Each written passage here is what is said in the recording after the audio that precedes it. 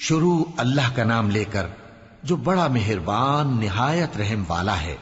یاسین، قسم ہے قرآن کی جو حکمت سے بھرا ہوا ہے۔ اے محمد صلی اللہ علیہ وآلہ وسلم، بے شک تم پیغمبروں میں سے ہو، سیدھے رستے پر ہو۔ یہ قرآن غالب و مہربان کا نازل کیا ہوا ہے تاکہ تم ان لوگوں کو جن کے باپ دادا کو خبردار نہیں کیا گیا تھا خبردار کر دو کہ وہ غفلت میں پڑے ہوئے ہیں۔ ان میں سے اکثر پر اللہ کی بات پوری ہو چکی ہے، سو وہ ایمان نہیں لائیں گے۔ ہم نے ان کی گردنوں میں طوق ڈال رکھے ہیں اور وہ ٹھوڑیوں تک پھنسے ہوئے ہیں، تو ان کی گردنیں اکڑی ہوئی ہیں، اور ہم نے ان کے آگے بھی دیوار بنا دی اور ان کے پیچھے بھی، پھر ان پر پردہ ڈال دیا تو یہ دیکھ نہیں سکتے۔ اور تم ان کو خبردار کرو یا نہ کرو، ان کے لیے برابر ہے، یہ ایمان نہیں لائیں گے۔ تم تو صرف اس شخص کو خبردار کر سکتے ہو جو اس نصیحت یعنی قرآن کی پیروی کرے اور رحمان سے غائبانہ ڈرے، سو اس کو مغفرت اور بڑے ثواب کی بشارت سنا دو۔ بے شک ہم مردوں کو زندہ کریں گے، اور جو کچھ وہ آگے بھیج چکے اور جو ان کے نشان پیچھے رہ گئے ہم ان کو قلم بند کر لیتے ہیں، اور ہر چیز کو ہم نے کتاب روشن یعنی لوح محفوظ میں لکھ رکھا ہے۔ اور ان سے گاؤں والوں کا قصہ بیان کرو جب ان کے پاس پیغمبر آئے، یعنی جب ہم نے ان کی طرف 2 پیغمبر بھیجے تو انہوں نے ان کو جھٹلایا، پھر ہم نے تیسرے سے تقویت دی تو انہوں نے کہا کہ ہم تمہاری طرف پیغمبر ہو کر آئے ہیں۔ وہ بولے کہ تم اور کچھ نہیں مگر ہماری طرح کے آدمی ہو، اور رحمان نے کوئی چیز بھی نازل نہیں کی، تم محض جھوٹ بولتے ہو۔ انہوں نے کہا کہ ہمارا پروردگار جانتا ہے کہ ہم تمہاری طرف پیغام دے کر بھیجے گئے ہیں، اور ہمارے ذمے تو صاف صاف پیغام پہنچا دینا ہے اور بس۔ وہ بولے کہ ہم تم کو اپنے لیے منحوس سمجھتے ہیں، اگر تم باز نہ آؤ گے تو ہم تمہیں سنسار کر دیں گے اور تم کو ہم سے دکھ دینے والا عذاب پہنچے گا۔ انہوں نے کہا کہ تمہاری نحوست تمہارے ساتھ ہے، کیا اس لیے کہ تم کو نصیحت کی گئی؟ نہیں، بلکہ تم ایسے لوگ ہو جو حد سے تجاوز کر گئے ہو۔ اور شہر کے پرلے کنارے سے ایک آدمی دوڑتا ہوا آیا، کہنے لگا کہ اے میری قوم، پیغمبروں کے پیچھے چلو، ایسوں کے جو تم سے صلہ نہیں مانگتے اور وہ سیدھے رستے پر ہیں۔ اور میں کیوں اس ذات کی پرستش نہ کروں جس نے مجھے پیدا کیا اور اسی کی طرف تم کو لوٹ کر جانا ہے؟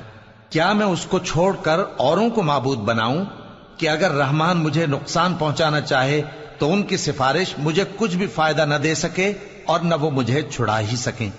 تب تو میں کھلی گمراہی میں پڑ گیا۔ میں تو تمہارے پروردگار پر ایمان لایا ہوں، سو میری بات سن رکھو۔ حکم ہوا کہ بہشت میں داخل ہو جا۔ بولا کاش میری قوم کو پتا چل جائے کہ میرے رب نے مجھے بخش دیا اور مجھے عزت والوں میں شامل کیا، اور ہم نے اس کے بعد اس کی قوم پر کوئی لشکر نہیں اتارا اور نہ ہم اتارنے والے تھے۔ وہ تو صرف ایک چنگھاڑ تھی، سو وہ اس سے ناگہاں بجھ کر رہ گئے۔ بندوں پر افسوس کہ ان کے پاس جب کوئی پیغمبر آتا تو وہ اس سے تمسخر ضرور کرتے۔ کیا انہوں نے نہیں دیکھا کہ ہم نے ان سے پہلے بہت سے لوگوں کو ہلاک کر دیا تھا؟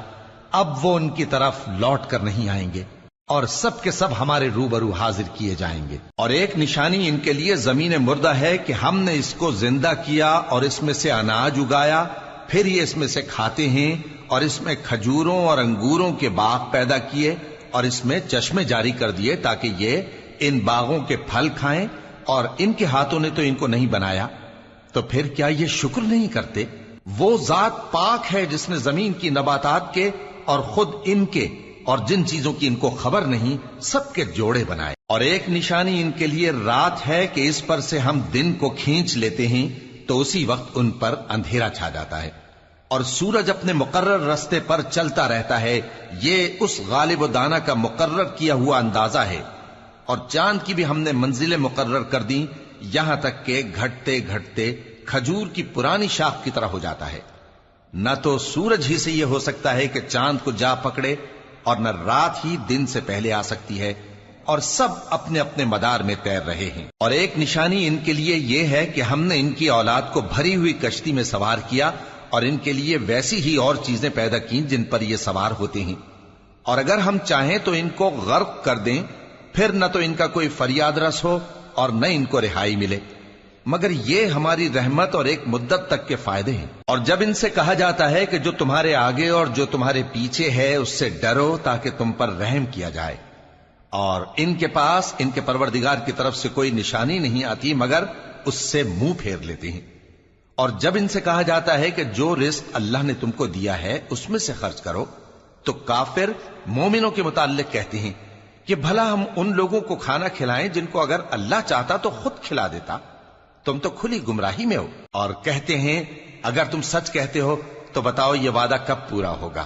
یہ تو ایک چنگھاڑ ہی کے منتظر ہیں جو ان کو اس حال میں کہ باہم جھگڑ رہے ہوں گے آ پکڑے گی، پھر نہ تو یہ وصیت ہی کر سکیں گے اور نہ اپنے گھر والوں میں واپس جا سکیں گے۔ اور جس وقت سور پھونکا جائے گا یہ قبروں سے نکل کر اپنے پروردگار کی طرف دوڑ پڑیں گے، کہیں گے ہائے بربادی، ہمیں ہماری خوابگاہوں سے کس نے جگہ اٹھایا۔ یہ وہی تو ہے جس کا رحمان نے وعدہ کیا تھا اور پیغمبروں نے سچ کہا تھا۔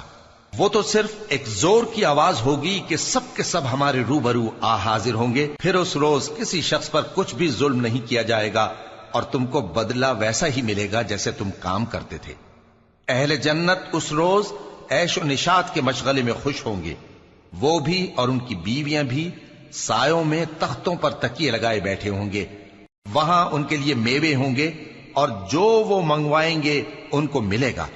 ان کو پروردگار مہربان کی طرف سے سلام کہا جائے گا، اور وہ فرمائے گا کہ گناہ گارو تم آج الگ ہو جاؤ۔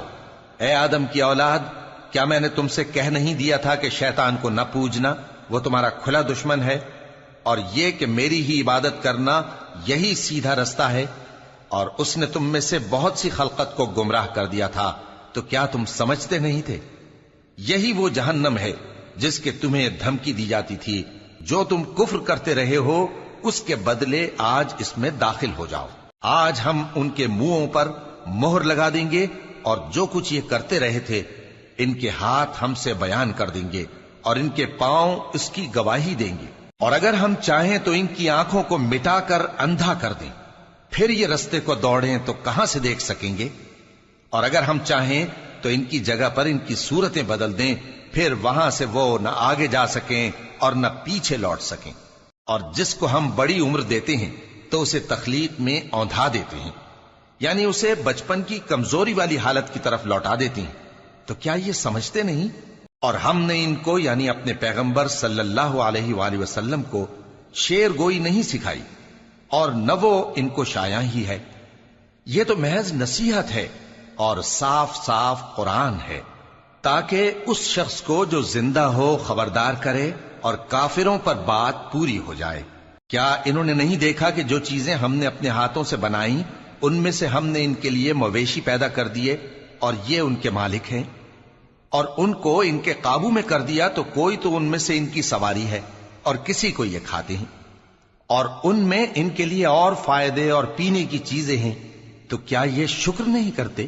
اور انہوں نے اللہ کے سوا اور معبود بنا لیے ہیں کہ شاید ان سے ان کو مدد پہنچے، مگر وہ ان کی مدد کی ہرگز طاقت نہیں رکھتے، اور وہ ان کی فوج بنا کر حاضر کیے جائیں گے تو ان کی باتیں تمہیں غمناک نہ کر دیں۔ یہ جو کچھ چھپاتے اور جو کچھ ظاہر کرتے ہیں ہمیں سب معلوم ہے۔ کیا انسان نے نہیں دیکھا کہ ہم نے اس کو نطفے سے پیدا کیا، پھر وہ تڑاک پڑاک جھگڑنے لگا اور ہمارے بارے میں مثالیں بیان کرنے لگا اور اپنی پیدائش کو بھول گیا، کہنے لگا کہ جب ہڈیاں بوسیدہ ہو جائیں گی تو ان کو کون زندہ کرے گا؟ کہہ دو کہ ان کو وہ زندہ کرے گا جس نے ان کو پہلی بار پیدا کیا تھا، اور وہ ہر طرح کی تخلیق کو جانتا ہے، وہی جس نے تمہارے لیے سبز درخت سے آگ پیدا کی، پھر تم اس کی ٹہنیوں کو رگڑ کر ان سے آگ نکالتے ہو۔ بھلا جس نے آسمانوں اور زمین کو پیدا کیا، کیا وہ اس بات پر قادر نہیں کہ ان کو پھر ویسے ہی پیدا کر دے؟ کیوں نہیں؟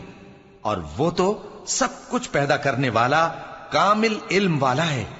اس کی شان یہ ہے کہ جب وہ کسی چیز کا ارادہ کرتا ہے تو اس سے فرما دیتا ہے کہ ہو جا، تو وہ ہو جاتی ہے۔ وہ ذات پاک ہے جس کے ہاتھ میں ہر چیز کی حکومت ہے، اور اسی کی طرف تم کو لوٹ کر جانا ہے۔